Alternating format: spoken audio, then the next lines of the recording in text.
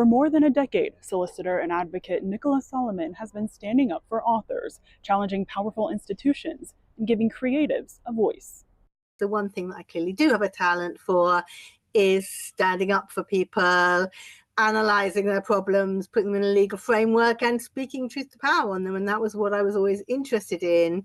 Solomon trained in law, discovering a calling to protect creators who often worked alone, without bargaining power, and without equal footing.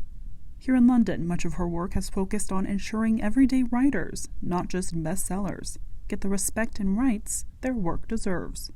I mean, there's a very uneven playing ground here that, particularly before the internet, before actually some of the good things about the internet, like being able to self-publish, you had to go to large corporations and you had no bargaining power against them, and you had nobody to protect you unless you stood together with other artists. And today, as the creative industries confront new challenges, Solomon's work remains at the center of a national conversation. People don't understand that copyright is owned, that you can't just copy other people's work, and indeed that this is how you make money. Licensing your copyright is how artists make money. She's seen firsthand how technology and the internet have reshaped publishing, creating new opportunities, but also new threats. What I find so depressing is that the government doesn't really get it. They don't understand that these rights are our lifeblood, and if you are allowed willy-nilly to steal our work to train AI, I don't like the word train because it suggests that these are human machines that can learn, and they simply aren't. But if you're using it for programming, then you are using our own work to set up in competition to ourselves. Many emerging writers, Solomon says, are being crowded out, competing with low-quality online material and losing income from work used without permission. Emerging artists are losing their work, and that's particularly worse because with the internet comes this massive rubbish. So searching and finding things is no good. So the rise of brands is really important. So the people at the top get richer and richer because you look for particular names, and the people at the bottom get poorer and poorer because they can't be found.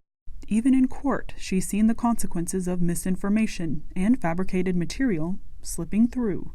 People will bring what look like perfectly good legal precedents, but when you look them up, they've been totally manufactured by AI.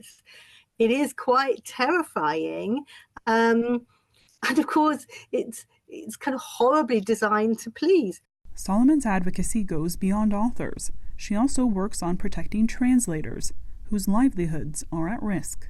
People never realize that, say, Google Translate will have been trained on their work.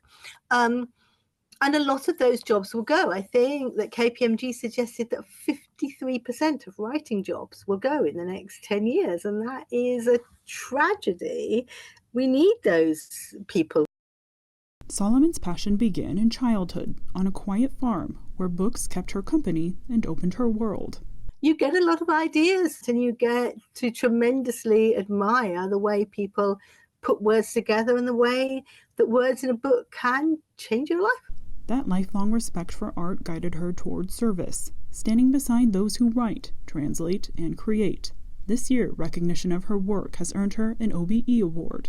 I wanted to do something which made a real difference to real people's lives, which made them feel supported, which made them feel they got justice in some way. And that was really important to me, and which made people understand the importance of their creative arts. All of that matters. So it was very nice for it to be recognized. Whether she's fighting in the courtroom or championing artists behind the scenes, Nicola Solomon's message is simple. Creativity matters, and the people who bring us stories deserve protection. For London TV, I'm Cait Medearis.